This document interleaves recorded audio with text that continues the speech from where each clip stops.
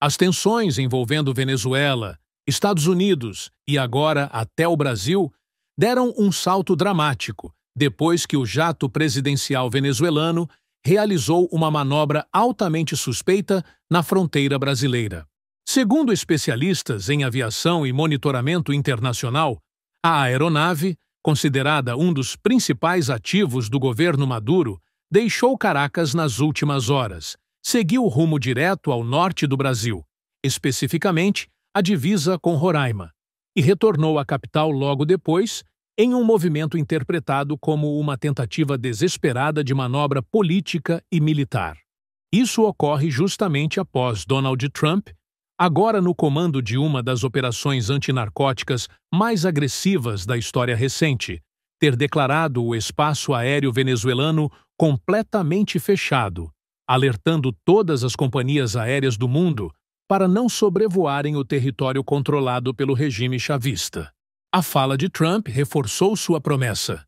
Os ataques terrestres dos Estados Unidos dentro da Venezuela vão começar muito em breve, parte central da sua guerra total contra os cartéis de drogas apoiados pelo Estado venezuelano.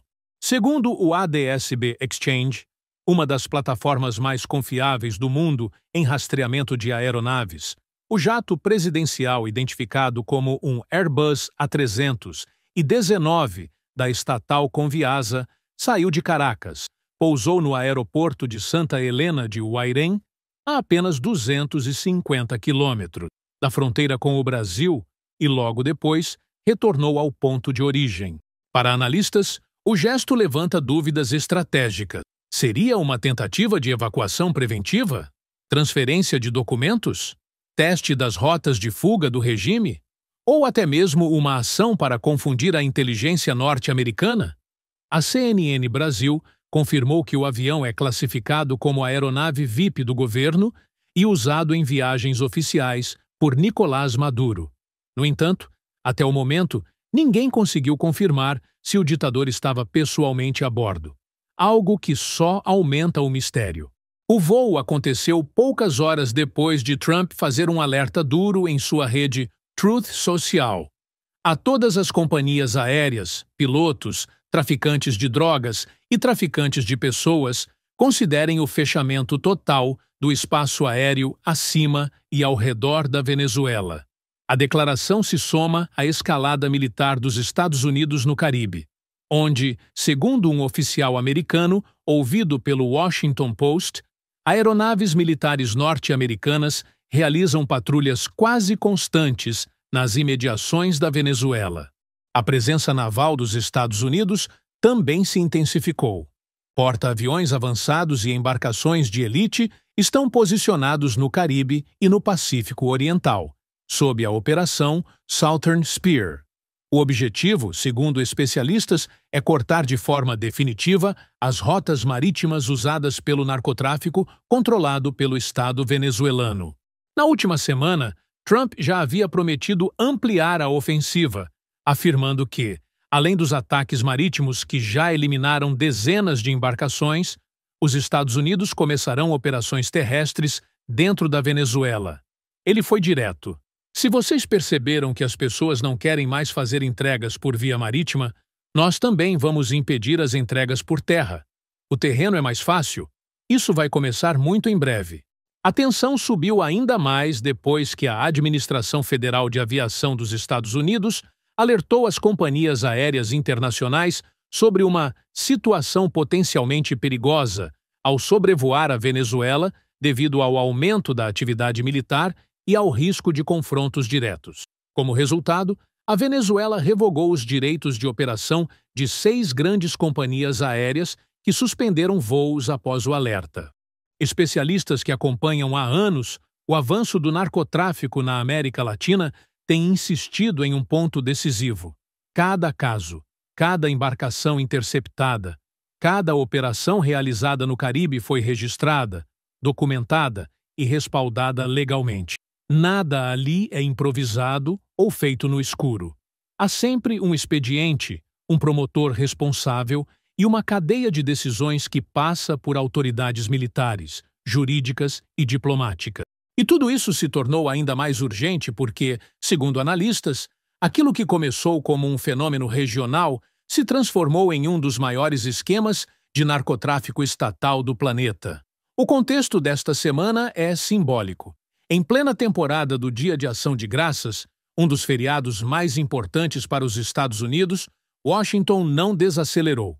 Pelo contrário, movimentações militares e diplomáticas aumentaram, reforçando que a Venezuela segue na mesa central de Donald Trump e de sua equipe de segurança nacional. No dia 25, o general Danny Kent, chefe do Estado-Maior Conjunto das Forças Armadas do governo Trump, chegou a Trinidad e Tobago. A visita foi recebida pela primeira-ministra Kamala Persad e imediatamente interpretada como parte da reorganização estratégica no Caribe. Trinidad e Tobago se converteu em um dos eixos operacionais mais importantes para vigiar a região. A proximidade com as costas venezuelanas, de onde quase se vê Miraflores, como afirmam autoridades locais, facilita uma posição privilegiada para interceptar rotas clandestinas e monitorar movimentações do regime de Maduro. Não muito longe dali, o secretário de Guerra dos Estados Unidos desembarcava na República Dominicana, recebido pelo presidente Luiz Abinader. O tema central foi direto: narcotráfico, e os elogios públicos de Washington ao governo dominicano revelaram claramente a formação de um cinturão de cooperação regional contra as operações que partem da Venezuela. Analistas políticos observam que a simultaneidade desses eventos não é coincidência. São peças movidas dentro de um mesmo tabuleiro. Todas convergem para o objetivo principal da Operação Lança do Sul: desmantelar a maior estrutura de narcotráfico já identificada em escala estatal, operada por um regime que utiliza toda a máquina pública, diplomacia, forças armadas, inteligência e aparato institucional, para garantir o fluxo constante de cocaína. Para compreender como um governo lida com uma ameaça desse porte, especialistas em inteligência militar detalham o protocolo padrão adotado pelos Estados Unidos. Primeiro, forma-se uma reunião estratégica entre as diferentes agências de investigação e inteligência. Como a ameaça afeta a soberania e a segurança regional, participa também o Estado-Maior Conjunto das Forças Armadas. A partir daí, o passo seguinte é categorizar a gravidade da ameaça. Trata-se de risco à soberania americana? Aos cidadãos? A estruturas estratégicas? Com o quadro definido, cada agência propõe ações específicas que são analisadas pelos níveis superiores de comando. Essa síntese se transforma numa apresentação formal ao presidente, que então define a missão, o conjunto de objetivos militares, jurídicos, financeiros e diplomáticos necessários para neutralizar a ameaça. Washington, ao definir uma missão dessa magnitude, mobiliza todas as ferramentas disponíveis: jurídicas, financeiras, políticas, de inteligência, diplomáticas e militares. Cada órgão recebe suas ordens de operação, com metas claras e funções específicas. Depois disso, iniciam-se as reuniões de coordenação, onde se determina quais alvos devem ser neutralizados e qual rota operacional oferecerá o maior impacto no menor tempo, com o mínimo de danos colaterais. Esse processo gera uma rede enorme de anexos operacionais envolvendo departamentos como o Departamento de Estado, o Pentágono, a Polícia Federal, equipes de inteligência e unidades militares. Paralelamente, forma-se um grupo especializado em registrar, medir e avaliar cada etapa, verificando se a missão está sendo cumprida dentro do prazo estabelecido. O ponto central, segundo especialistas, está nos cenários simulados. Os Estados Unidos, quer no setor energético, militar ou de segurança interna, são reconhecidos mundialmente por sua capacidade de projetar cenários com absoluto rigor metodológico. Nenhuma operação dessa magnitude é improvisada. Cada passo é treinado, reavaliado e testado em múltiplas simulações para garantir o máximo de eficiência. E tudo isso tem um propósito: desmantelar uma superoperação criminosa que se transformou em um problema hemisférico. A Venezuela, governada por Nicolás Maduro, já não é vista como um país sob influência de criminosos, mas como um Estado convertido em estrutura de cartel, articulando rotas, protegendo operações e oferecendo sua diplomacia como escudo para traficantes. A Operação Lança do Sul, portanto, não é uma ação isolada nem improvisada. Ela é a fase visível de um processo que começou meses atrás. Declaração do Trem de Aragua como organização terrorista. Inclusão do Cartel dos Sóis na lista de terrorismo. Oferta de 50 milhões de dólares pela captura de Maduro. Recompensas sobre Diosdado Cabello e Vladimir Padrino. Mobilização naval e aérea no Caribe, Porto Rico, Trinidad e Tobago. Cada etapa foi meticulosamente planejada dentro da lógica dos protocolos de neutralização de ameaças internacionais. No coração dessa estratégia está a certeza que domina o pensamento dos analistas americanos. Não é possível estabilizar a América Latina enquanto o regime venezuelano existir. Não há acordo possível porque, segundo fontes de inteligência, Maduro, Diosdado e Padrino mentem sistematicamente em tudo o que dizem, e Washington sabe disso. Assim, a narrativa em Washington é clara. Essa operação vai levar o tempo que for necessário, custar os recursos que tiver que custar e avançar até o fim da missão definida. Porque, segundo especialistas, ou a América erradica a ditadura, que serve de base para o narcotráfico continental, ou continuará refém de uma instabilidade permanente. Depois de toda a fase de planejamento, chega o ponto decisivo: as tomadas de decisão operacionais, que incluem, entre outras coisas, a neutralização das lanchas que partem da Venezuela, carregadas de drogas e tripuladas por operadores do narcotráfico. Especialistas em segurança lembram que cada uma dessas ações possui um respaldo jurídico completo. Nada é feito de forma improvisada ou clandestina.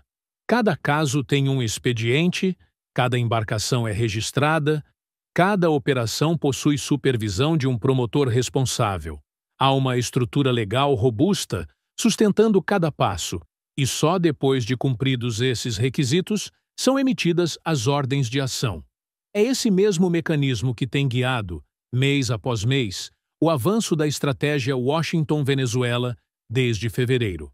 Primeiro, classificou-se o Trem de Aragua como organização terrorista. Depois, o Cartel dos Sóis entrou na mesma categoria. Em seguida, veio a recompensa de 50 milhões de dólares pela captura de Nicolás Maduro, identificado como chefe máximo da operação. Logo depois, as recompensas sobre Diosdado Cabello e Vladimir Padrino. Em paralelo, todo o dispositivo militar avançou.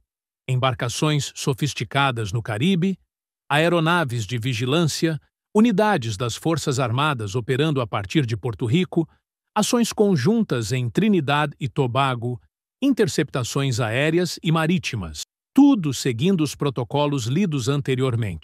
Para os Estados Unidos, segundo analistas de defesa, a ameaça venezuelana não é vista como um grupo criminoso, mas como um Estado inteiro convertido em plataforma de narcotráfico e desestabilização continental. Todas as ferramentas que um governo possui, diplomacia, território, uniformes, estruturas de comando, logística, aviões, navios e até embaixadas, passaram a ser instrumentos de um cartel. Por isso, Washington concluiu que não basta interceptar lanchas, é preciso desmantelar o regime. E isso se explica pelos números. A imagem citada por especialistas mostra o tamanho do Cartel dos Sóis. Nos anos 2000, a Venezuela se consolidou como um dos principais países de trânsito da cocaína colombiana. E isso não é especulação.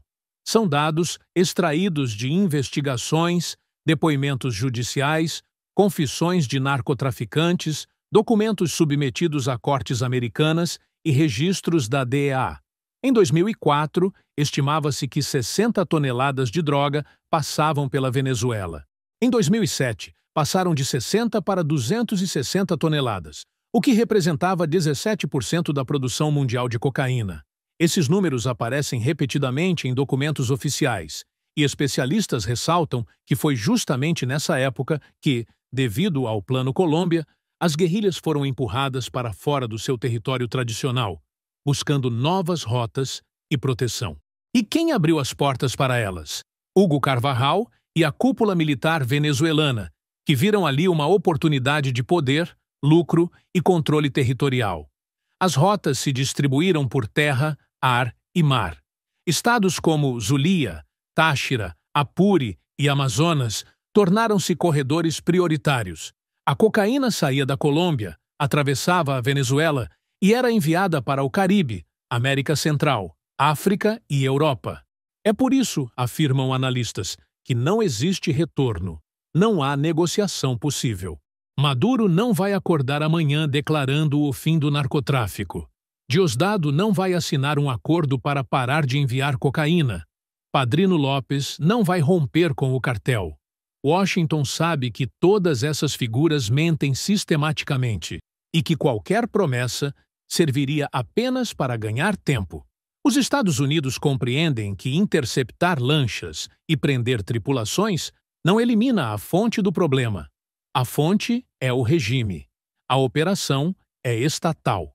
E, por isso, a missão é clara: acabar com a ditadura venezuelana. Segundo especialistas em segurança hemisférica, estabilidade continental só será possível quando o regime que transformou a Venezuela em plataforma criminal for removido. E essa conclusão ecoa nas palavras recentes de Donald Trump, divulgadas pelos próprios assessores. Ele não acredita que a crise será resolvida pela via diplomática e está disposto a agir pelo bem ou pelo mal, para restaurar a paz no continente. Analistas reforçam que a América precisa de estabilidade, e a única forma de alcançá-la é eliminando as ditaduras que servem de base para o crime transnacional. Nesse cenário, há um consenso crescente em Washington. A primeira ditadura a cair será a da Venezuela. Porque, para os estrategistas americanos, essa não é uma questão de política externa, é uma questão de segurança continental.